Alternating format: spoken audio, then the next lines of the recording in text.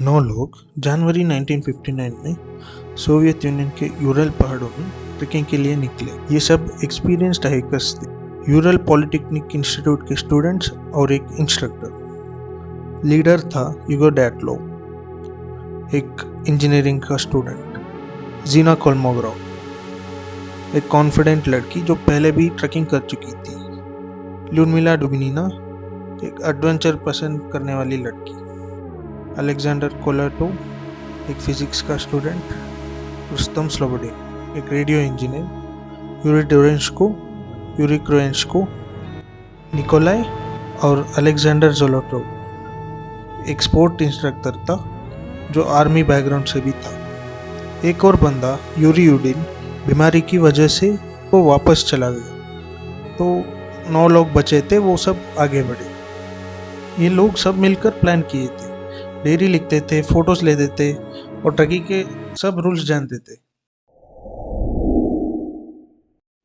ये लोग जनवरी 23, 1959 को स्वेरलॉक स्टेशन से ट्रेन से निकले। इनका प्लान था ऑटरटेन पहाड़ तक 300 किलोमीटर का ट्रैक, जो कैटेगरी 3 लेवल का टफ ट्रैक था, मतलब बहुत बर्फ, ठंड और मुश्किल रास्ता। ये 9 लोग पहले ईवडेल रेलवे स्टेशन पहुंचे। वहाँ से ट्रक से 41st लॉगिंग सेटलमेंट तक गए, फिर स्लेड से ऑस्पिया नदी तक। रास्ते में वो लोग मानसी ट्राइब के लोगों से मिले, लोकल स्टोरीज सुनी, लेकिन सब ठीक था। मानसी ट्राइब के लोग पहाड़ों के बारे में अजीब कहानियाँ बताते थे, जैसे भूतों की कहानियाँ, लेकिन ये लोग उससे डरते नहीं थे। डायरी में लिखा कि मौसम अच्छा था और थ्रिलिंग भी। जनवरी 31 को उन्होंने सप्लाईज का एक स्टोरेज बना दिया, उसको कैशे बोलते हैं, जिसमें एक्स्ट्रा खाना और सामान छोड़ा ताकि वापस आते वक्त उसे यूज़ कर सके। वो स्टोरेज एक जगह पे बर्फ में छुपा था, जो इन्वेस्टिगेशन में बाद में मिला। फरवरी 1 की शाम को कोलत शैगल के उत्तर स्लोप पे टेंट लगाया, एक फ्लैट जगह पे जहाँ बर्फ थी लेकिन हवा से बचाव था। कोलत शैगल को लोकल मानसी भाषा में डेड माउंटेन कहते हैं, क्योंकि वहाँ जिंदगी कम है, लेकिन ये लोग उसे जानते थे। उनकी डायरी की आखिरी एंट्री थी इवनिंग ऑटोटेन, मतलब वो लोग प्लान के मुताबिक थे और उस रात खुश थे। फरवरी 1 की रात को कोलत शैगल के स्लोप पे ये 9 लोग अपने टेंट में सो रहे थे। ये जगह 1 किलोमीटर ऊपर था। टेंट आर्मी स्टाइल का था, थिक कैनवास का। अंदर स्टोव सेट किया हुआ था, लेकिन जलाया नहीं, जैसे डिनर से पहले सो गए। वो सब एक साथ सो रहे थे, गर्म कपड़ों में, क्योंकि बाहर -30 डिग्री की ठंड थी और विंड भी बहुत स्पीड थी। लेकिन रात के 11 या 10 बजे के आसपास कुछ ऐसा हुआ कि सबकी नींद टूट गई। अचानक घबराहट में उन्होंने टेंट के अंदर से नाइफ से काट दिया और भाग गए, बिना जैकेट, बिना शूज, सिर्फ अंडरवेयर या तोड़ी कपड़ों में। बाहर बहुत तूफान था, विजिबिलिटी सिर्फ 500 मीटर की, और ठंड इतनी कि 10 मिनट बिना कपड़ों के सर्वाइव करना बहुत मुश्किल था। टेंट में उन्होंने सब जोड़ा, खाना, टॉर्च, बूट्स और एक स्टोव जो ऑन नहीं किया था। एक बड़ा मिस्ट्री ये है, टेंट क्यों काटा? टेंट का डोर भी था, वो वहाँ से भी निकल सकते थे, लेकिन कट लंबा था, 1 मीटर से ज़्यादा था, जैसे जल्दी में नाइफ चलाया। दूसरा मिस्ट्री, इतनी ठंड में शूज़ और जैकेट क्यों नहीं लिए? उनके पास वुलन कपड़े, सॉक्स और शूज़ थे, लेकिन वो सिर्फ अंडरवेयर में भागे। ये लोग एक्सपीरियंस्ड हाइकर्स थे, जानते थे कि -30 डिग्री में बिना कपड़ों के मरने का खतरा है। क्या इतना बड़ा डर था कि वक्त ही नहीं मिला।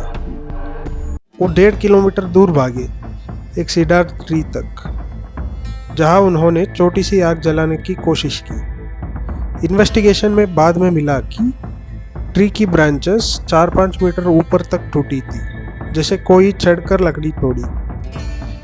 ये दिखा रहा है कि अंधेरे में, ठंड में वो सर्वाइव करने की जंग लड़ रहे थे। लेकिन एक मिस्ट्री, आग के पास सिर्फ 2 लोग थे, बाकी कहाँ गए? फुटप्रिंट से पता चला कि 8-9 लोग के निशान थे, लेकिन कुछ जगह पे सिर्फ 6-7 लोग के, जैसे ग्रुप अलग हो गए। फुटप्रिंट्स दिखाए कि वो नॉर्मल स्पीड से चल रहे थे, स्प्रिंट नहीं किया। जैसे डर तो था, लेकिन कंट्रोल भी था। कुछ फुटप्रिंट्स एक स्ट्रेट लाइन में थे, जैसे ऑर्गेनाइज्ड, लेकिन कुछ अलग अलग डायरेक्शन, जैसे कंफ्यूजन था। एक और मिस्ट्री, टेंट के पास एक टॉर्च मिली जो ऑन थी, लेकिन बर्फ पे पड़ी थी, जैसे किसी ने जल्दी में छोड़ी। अलेक्जेंडर ज़ोलोटोव के कैमरे में एक लास्ट फोटो थी जो अजीब सी शेप दिखाती है, जैसे ग्लोइंग ऑर्ब या रोशनी। एक्सपर्ट्स ने बाद में देखा कि ये लेंस फ्लेयर था या स्नो या कुछ और भी हो सकता था। ये क्लियर नहीं हुआ। लोकल मानसी लोगों ने बताया कि कोलर सैगल पे अजीब आवाज़ सुनाई देती है, शायद विंड से हो सकता है, जो दिल में डर बिठा देती है। उनकी कहानियाँ थी कि ये पहाड़ भूतों का घर है या पुराना स्पिरिट्स का असर है। डैक्लाव ग्रुप ने डेयरी में लिखा कि मानसी की कहानियाँ सुन के हमें फनी लगती है, लेकिन क्या उस रात उन्हें ये सब याद आया? मौसम रिपोर्ट से पता चला कि उस रात विंड बहुत तेज थी और विजिबिलिटी इतनी कम कि कुछ भी साफ नहीं दिखता था। ये सब डेयरीज, फोटोज और सर्च रिपोर्ट से मिला, जो बाद में पब्लिक हुए। लेकिन सवाल ये है, इतने एक्सपीरियंस लोग ऐसे क्यों भागे?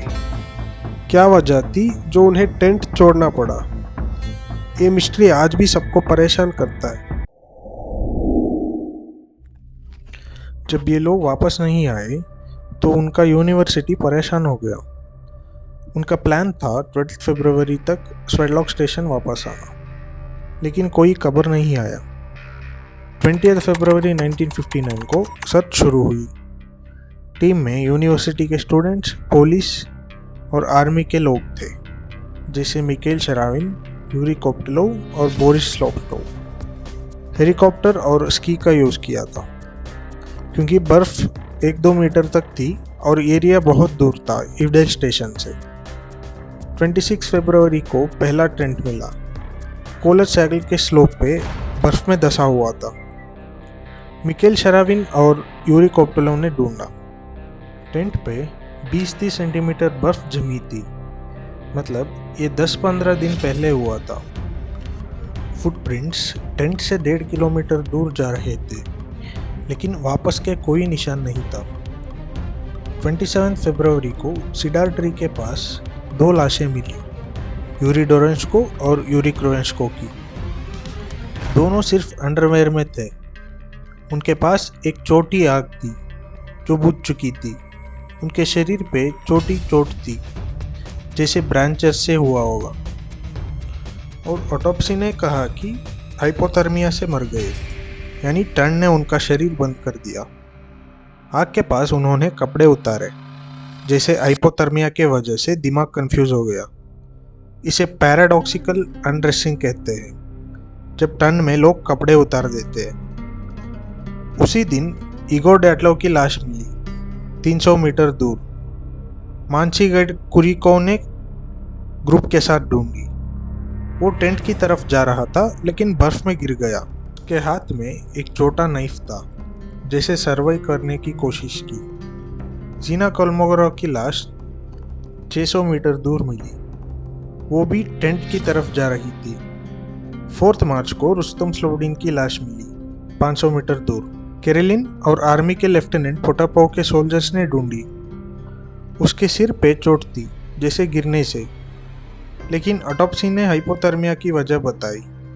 जीना के हाथों पे चोट थी, जैसे वो गिरते वक्त संभाली, और उसके शरीर पे एक रिबन मिला, शायद किसी ने बांधा।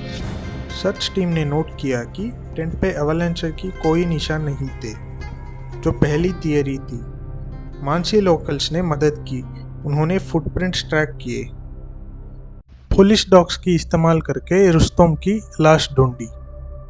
पहली सोच थी कि शायद अवलांच हुआ, लेकिन स्लैश्ड टेंट और कपड़े जोड़ना समझ नहीं आया। ये सब इन्वेस्टिगेशन के हेड इवानोव के फाइल्स से मिला। लेकिन ये सिर्फ शुरुआत थी, और भी अजीब बातें बाकी थी।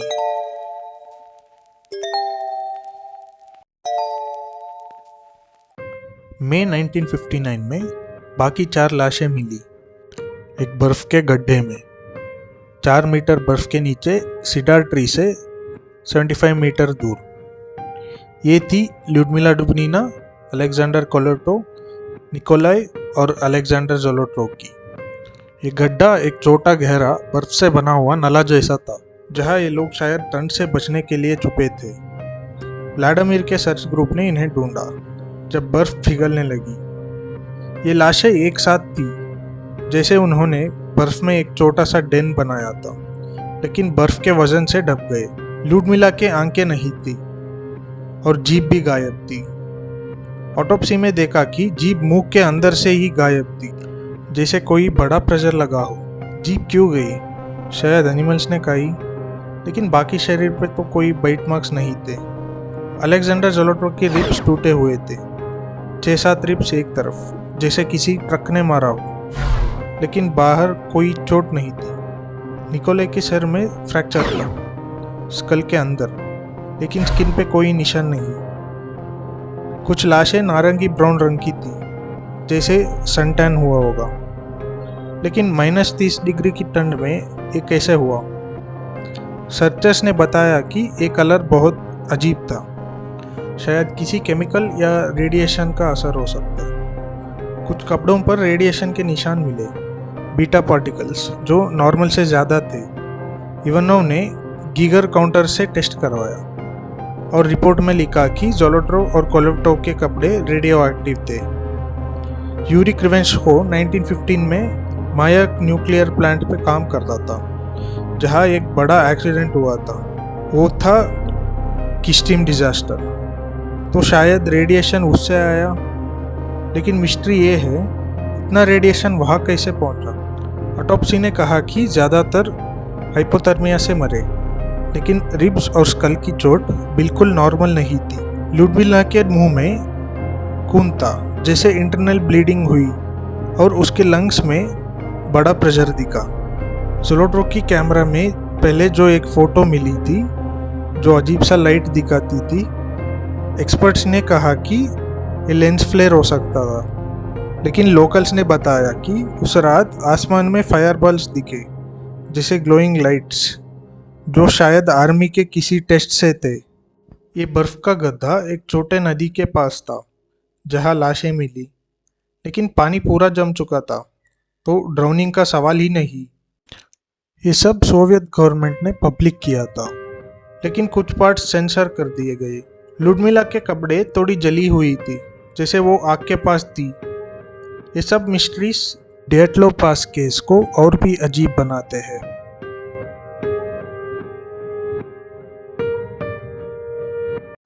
चलो हाइकर्स की मौत के कारणों के बारे में बात करते हैं। हर थियरी को देखते हैं।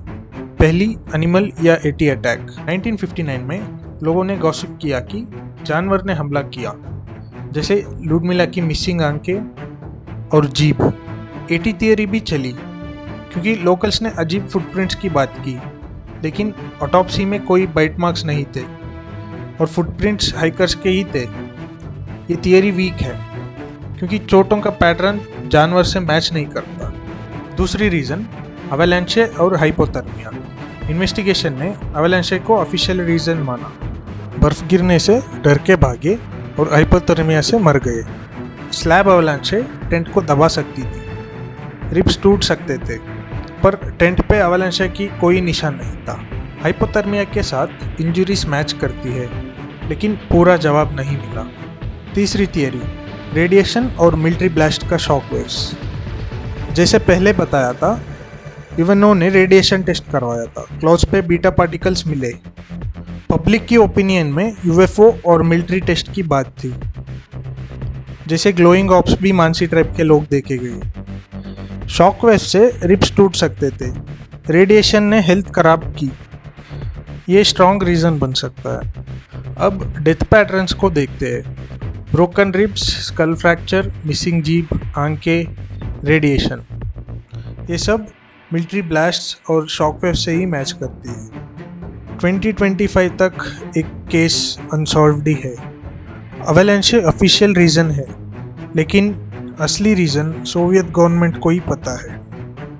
अगर आपको ऐसी और भी इंसिडेंट्स की क्लियर एक्सप्लेनेशन चाहिए तो वीडियो को लाइक कीजिए, शेयर कीजिए और कमेंट्स में अपना थॉट्स लिखिए। अगली वीडियो में मिलते हैं।